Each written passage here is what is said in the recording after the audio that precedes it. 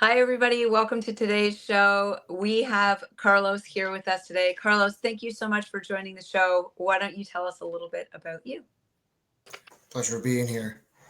Okay, so it's a long ride. It's been almost 30 years present in the fitness business, might I add. Okay, on and off a lot of traveling in between. Having worked in fitness in a couple of different countries.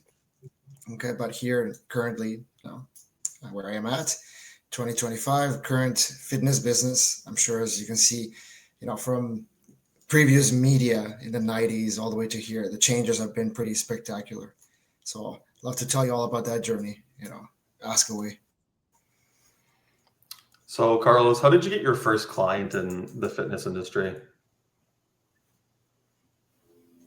Having already worked at a local gym where I was based, ultimately, being somebody that was already exposed to like fitness in the military and martial arts for a while, at that time it was natural from going to work in a gym, selling memberships, taking care of the facility, to obviously helping people, which I was already doing as is.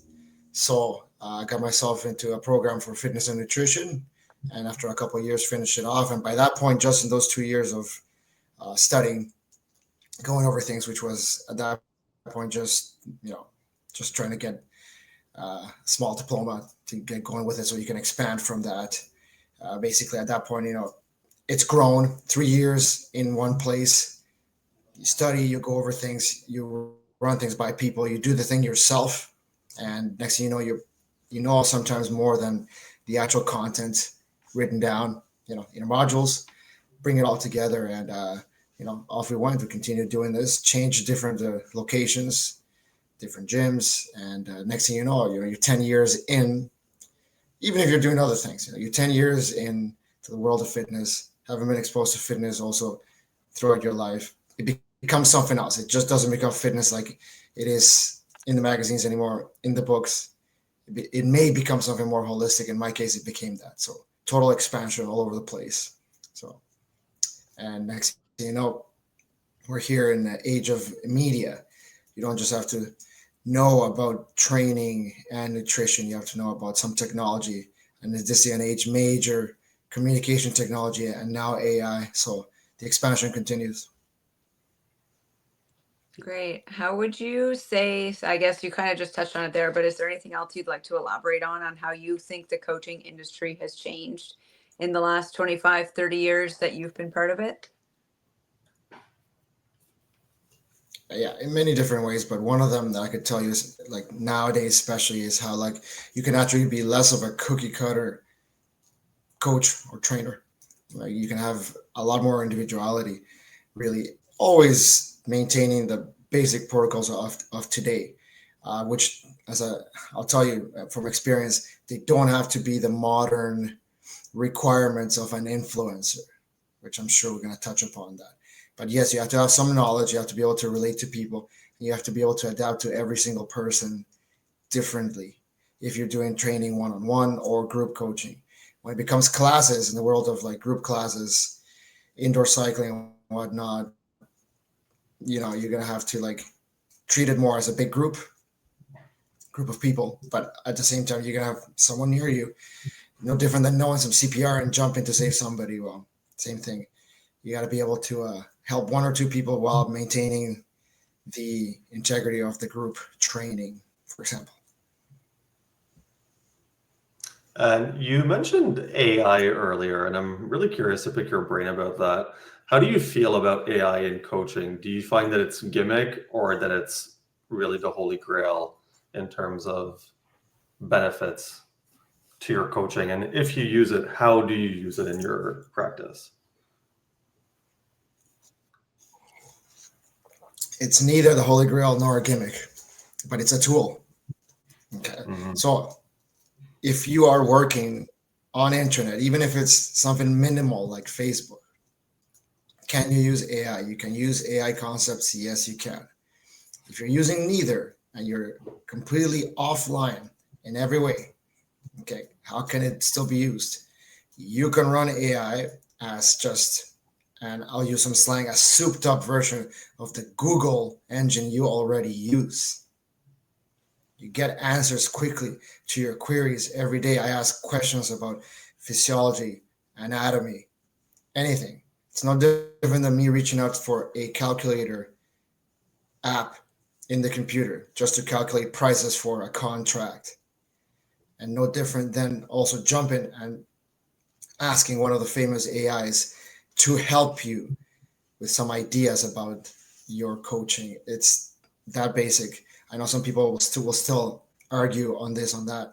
If you're really into social media and that's your thing, and you're literally at this point almost expanding to totally online services, you should already be aware. But you do not have to go completely faceless. You want to go faceless, then we're talking about something else that's beyond me. All right. So knowing you've been in this industry for a long period of time, it's transitioned AI, no AI, social media, no social media, back in the day with flyers. What is one consistent daily habit that you have now or have had all along that you feel really brings success to your coaching career? It's never just one habit. It's habits grouped together. Okay. So one could say, oh, early to rise. Is that helpful? It can be. But what do you do with those early hours? Towards your goals. One could say like maintain fitness. Well, that goes without saying. Maybe you might be a type of trainer that and coach that is more heady. You work more with the mind. You're like a professor type, but people are going to see you, and they may not be easily influenced you if you can't apply some of those concepts. So you see, the winning habits across the board for any career will apply. Doesn't mean it's early to rise, but it's what you do with those hours in between. It's the amount of time you put into it. It's the hard work you put into it and the deep work. Yes, that's a whole thing. Okay. 1 hour of deep work in fitness compared to 1 hour of just working on one thing. You can be putting out fires, but at the end of the day, if you've just been running around, you're not going to get anything done. Get your fitness in check. Get your knowledge on nutrition that you can actually talk to somebody about. Okay. Unless you're certified, qualified, and then apply. Okay. Work with them, train with them, show this to them. If you get to a point where you yourself maybe have certain injuries on that, then be good at oratory, be good at explaining things, get better in all of the pillars that are in the world of fitness. It doesn't mean that you have to be, sorry, it doesn't mean that you have to be the ultimate AI automator. It doesn't. But have some knowledge of it. If somebody comes to you with a question, something that's online, they come to you with their phone and they say, I just saw this fitness app. Do you have an idea what it is or not?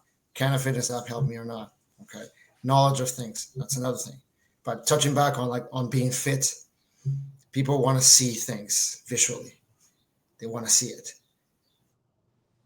You have to get your fitness in order. Okay. Hopefully we can talk more about that at a different time with more time. Yeah. As a fitness coach, obviously for you, your focus really is on the body as well as the mind because they kind of go hand in hand. But when it comes to you and your clients, what does success look like to you?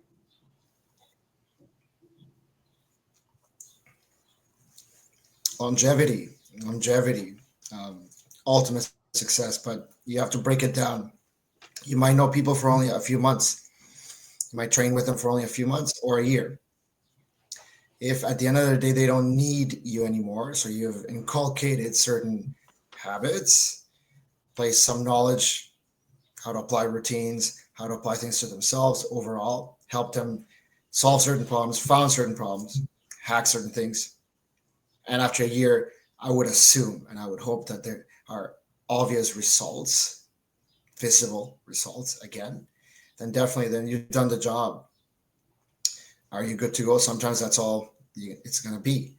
I have some clients that come in and they focus less on the fitness. And that's when we jump into the mental aspect, which if they're leaving the gym, maybe a bit fitter, but mentally worse, we have a problem. People are coming in sometimes very, very stressed, or all the time very stressed. And then maybe they're leaving a bit better. I can't do anything about what is happening in their personal domain, but I can help at that moment. And that moment will carry over regardless. So sometimes you just have to be there, and then you need to detach from it. You've done the job, you've done everything right, you checked all the boxes, good. Generally, you're going to get some feedback, and you'll know if that person is still going somewhat mad in their minds, like we all tend to do at one point. Okay. But again, if you added something good, if you start seeing some triggers, if you start seeing some things, then you can take them aside. And that's something that didn't exist back in the day, as you could say. But we could go deeper into that if you want to. I'd like to know, Carlos, what's your favorite part about being a fitness coach? What brings like absolute joy to your day? Well, that's it. We're talking about the longevity of things and seeing results over time, but it is the results or reactions every day that you get. Somebody figuring something out, solving a problem, like I said, improving their output. Some people would say, "Oh, I'm lifting heavier today," or "I'm more flexible than I was 2 weeks ago." The little things, they add up over time, and oftentimes it's one thing when you see somebody struggling. Only one thing. So it's a variety of things. But results, definitely. Does this mean that your labor has to be a result oriented? Well, ultimately, yes, somewhat. But it's going to be different each day. And you have to have that type of adaptation to see different results or different reactions or different things every day. It's not always the same. And it's not clear to everybody. Some coaches will quit after a couple of years because they haven't been transforming people like they want to. They're only oriented towards these gratifying transformation stories that they'll be able to put up online or not. They feel like failures maybe, and that can also carry over to other things within their personal life. It sounds more complicated than it should be, but again, day to day, small things, and you see a little differences over time. Yeah, and kind of going on that, you say a lot of coaches end up actually quitting in the first few years because they're not getting the results that I guess they had idealized achieving out of this.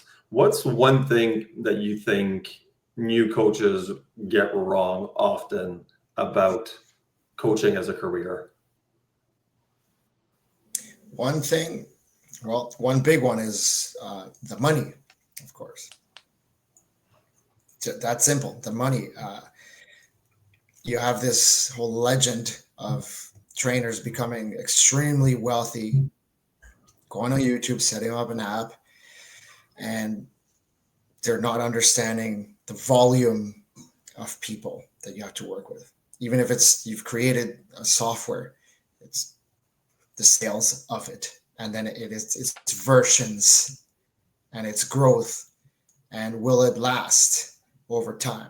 Will it get to the point where then you can turn over the company or reinvest, do a collaboration, do an amalgamation? So same thing.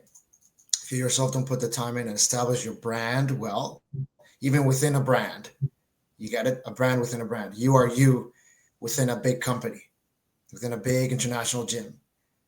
People will get to know you somewhat. Even if you're not extroverted, people will know, oh, okay. Or you yourself are getting your clients, are structuring them well, growing the base, and then volume. Or if not, you're well known as somebody who works very exclusively. Again, you see the many tentacles in this, Sam. A lot of tentacles in it, but there's no patience for that often in this. Before you could work just for hours, you could just work for hours and hours. You may have to still go out in there and clean and get clients and do cold calls, go help train somebody, or do orientations. I could go on and on and on. That's not enough for somebody. They want immediate gratification, and that in itself, you're gonna hear it. It's like, okay, you guys are always going on and on about that, about a certain age group and immediate gratification. That goes across the spectrum of ages. Immediate gratification. It's doing the time, being able to do the work. Oh, it's starting to sound like fitness now. Because you're going to have to do a lot of work to get a certain body part, if you want a certain aesthetic, or if you want to be able to compete at the end of the year in a marathon, you're going to have to run a lot of miles adding up. You see, we could go on and on about everything, just is coming back to it. Um, Putting in the work, focusing, getting your head down, maintaining your structures, same thing. Give yourself the 6-month goals, the year goals, 3-year goals, sure, but then just focus on the present, finish the cycle that you're in, know about periodization in fitness, and also about the cycles of economy as well. Yeah, that's an interesting thing that you mentioned, and I feel like that applies to a lot of industries where it takes a long time to become an overnight success in anything that you do, where people think that it just happened overnight because that's when they hopped on and they saw that, but in reality, it was years in the making that you built up to be this overnight success. So that's a really interesting point. Yeah, definitely agreed. Carlos, I'm curious. I'd like to ask you to fill in the blank. The coaching industry needs more blank and less blank. Coaching industry needs more serious coaches willing to do deep work and not specialize themselves in one thing, but in a variety of things. Okay, that's a big one right there. You need to know what that if you over specialize in this industry, notice how I said industry, you're not gonna make it. Okay, so, and what was the second part? Sorry. And less blank. So more specialization, Well, more time with your thing, but less superficiality. I will not elaborate more than that. You mentioned deep work a few times in this interview. Can you elaborate on what that means to you in a practical sense? Sure.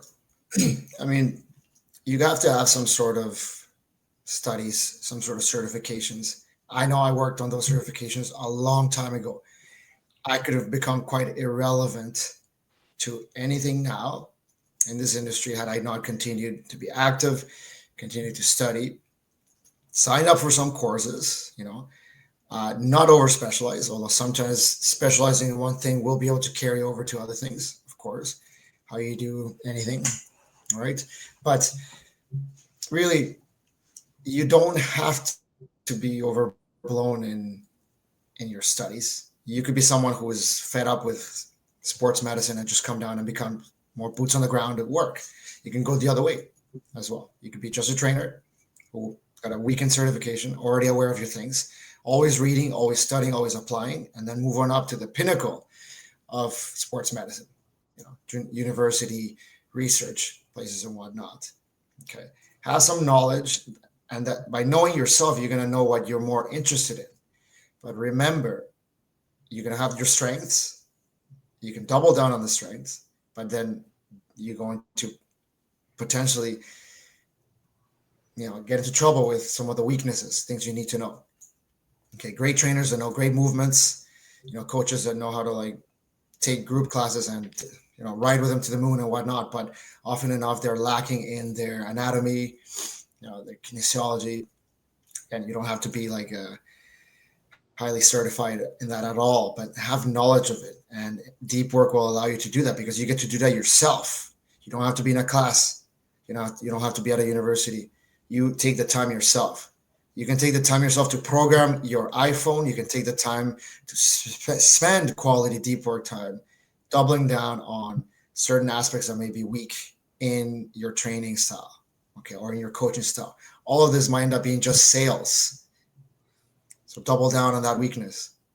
Same thing. If your upper body is strong and shapely and your legs are not so good, and then you're embarrassed about it, well, now you know what to do. Now you have a mission. Fix it, and then you might become like a leg expert, if you know what I mean. So, in a nutshell. Hashtag leg day. All right. So what do you, I'm super curious. What's one piece of knowledge that you have now that you wish you had when you started? Sorry, you were cutting off. Could not hear you. Oh, what is one piece of knowledge that you have now in 2025 that you wish you had when you started your career? Well, something Sam said earlier, we talked about a lot about mindset. Let's just use the word psychology, sports psychology as a term, whatnot. Okay. In the training for a fitness trainer at the time, there was very little psychology involved. Okay, mindset wasn't existent. That's something that you touch upon when you get into like athletics, sports, heavy. There wasn't much of that at all. Now it's a huge thing. You guys are well aware. Okay, and there's a world that lives online that's not aware that you got to step away from the screen and try and do that face to face, day to day life, human experience, right? But at the same time, you, as you saw, like during the previous pandemic, you saw how some people had to work with what they had to work with, Zoom, Google, whichever, and did the presence with somebody at least, virtually, did that help people? Yes, it did. Okay, again, find the balance. At the end of the day, is does this person require a little bit of motivation? We'll just use that word very loosely. Okay, do they require some coaching in that sense? Can you do it? Can you coach enough to bring somebody about mentally? It just might be motivation. It might be, you know, a little bit of like reminder of what their purpose is, which is much more important, in my opinion. Either way, yes, I have seen how some of the curriculums in the last 10 years, what they have done towards that. I still find it a bit lacking, just like in the literature, but it's improved. I still think that, like, one themselves in their search for a better deep work strategy should add a lot of mental work to their already, you know, like already full of body curriculum, like body, mind. You've heard body, mind, soul. Why not? Why not? Use whatever words you require. If you just believe in science and understand the science of the chemistry of your brain, okay, how does purpose and motivation work with your brain, with your cells? How does it do that? So you don't have to believe in a higher power. If you only believe in science and understand what dopamine and serotonin is, go out there, do the deep work. Like I said before, research it. Ask somebody who knows more. There it is. Great. Sam might be frozen. Nope, Sam's still with us. I do have a question just to sort of build on that came to mind. And I know a lot of new coaches face this struggle. It's a big question I hear a lot of times when I'm speaking with people. How do you deal with clients who lack motivation, or when they come in and they're ready and I'm going to lose 50 pounds and I'm ready to start working out, and then the motivation, as we all know, maybe waxes and wanes a little bit, and all of a sudden they have a headache and they don't want to show up, or they're struggling? How do you help your clients overcome that motivation slump? Oh, I get clients with the migraines quite a lot, actually, just this past week. Then it's not no show. Obviously, we don't want the no shows, but you receive a text mentioning the migraine that's been ongoing and whatnot, and that's not good. I do not suffer from migraines generally, but for example, I've had the closest thing to migraines at altitude in the mountains, and it's not very nice, and you can definitely, suffer from that from days and days and days. So it's gonna happen. That's that's physical. It's nothing you can do about that. Other times, it may be an excuse for a more depressed state, an unmotivated state, a lot of anxiety, whatnot. So you got to try, as we mentioned just before, we're trying to see what the person is like at this time. You have to read into it as best you can. Try and develop a bit of a situational awareness towards what the client's mental state is. Okay. But also, you're gonna get just days of unmotivation. Just had a fellow, fairly new come in. At that point, they're getting a little disheartened too when they're seeing other people maybe that are feeling better, or it could be like that they just want to, they want to do good, they want to improve. They're not getting they're not getting as stronger as fast as they may want to because Fred on Instagram is following every day and every win, and that can backfire all sorts. Sometimes you'll just have to say, "Come and work out with me." Okay, come and work out with me. And towards the end of a session with a fellow just a couple of days ago, by that point there was no motivation, there was no strength. They were fed up that their cardio wasn't as good, and at the end it's like, let's suffer together. Something I tend to tell people in indoor cycling quite a lot. Let's go together, let's climb that hill together. And we were doing the last calisthenics and the infamous planks at the end of that workout together. I was down there on the ground with them. I can do that. I'd love to do that. That's my style of doing it. Other people may not want that. Okay, in group classes I need to coach, run around. I can't just be exclusive to somebody. They'll get mad quickly. If you're just with one person, you can make that mistake, all sorts. But then you need to be able to pull back, be with a group, suffer with them together. Maybe they know at the end I'm going to do the Pilates with them, and they're all going to be doing evil leg raises together with me. So I got to suffer a little bit, get off my high horse and jump in the dirt with them. It depends. Other times, I'll tell you this, I've done 60-minute sessions where only 30 minutes was a workout. The rest of the time was talking about a divorce. Every situation is different, how you deal with it. Try and figure things out, but don't take it personally either.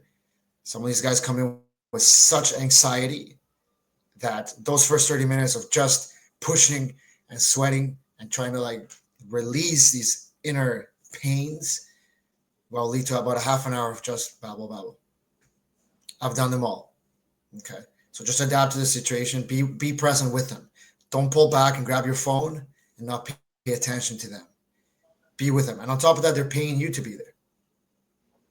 So be an upstanding human being and be present. Listen to people, as you're well aware, and also just see where it leads as well. Adapt to the situation.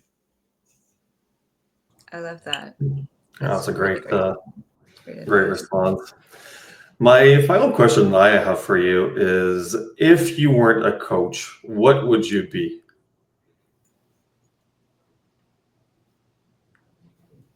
Oh, good question. I've done many things parallel to coaching at the time. Worked in tourism. I've traveled at times. I've taken sabbaticals as well. Okay, so all sorts of things. I've gotten a taste of it. Spent 10 years working in live event design. Think about that. At the same time, training people, more in a private sense. So all sorts of things. At this time, I'm working for a franchise. I'm doubling down many hours. And am I enjoying that? Yeah, it's a different way of doing things for some people. Some people like to build up to something. I myself have been in and out of the work quite a lot, but always staying relevant. How you do things now, should resonate with what the times are. So you get with the times. Yeah, get with the times somewhat without compromising how you're doing things. So try and find out if this is something you can do full time. If it's something you can do full time, understand that you get good at what you're doing, get good at anything that you're doing. But if this is your main focus, okay, you want to become, the top of the top in this world. Are you willing to go all in?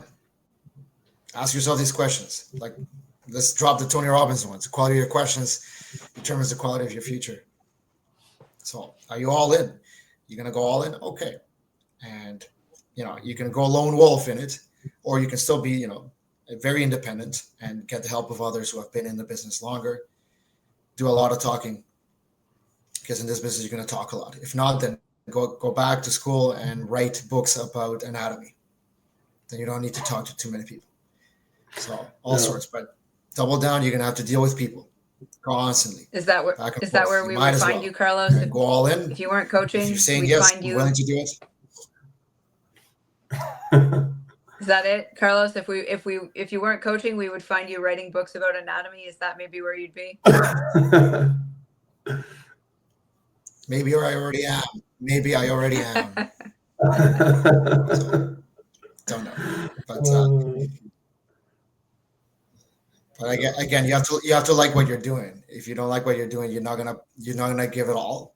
Okay, so get good at what you're doing and get good at anything you're doing, and you'll know quickly enough. Get the clarity. Do you want to pursue this? Yes or no? If not, pursue something that you like. Okay. So it sounds like you're all in on coaching. Some things you do have to do regardless every day, like getting up.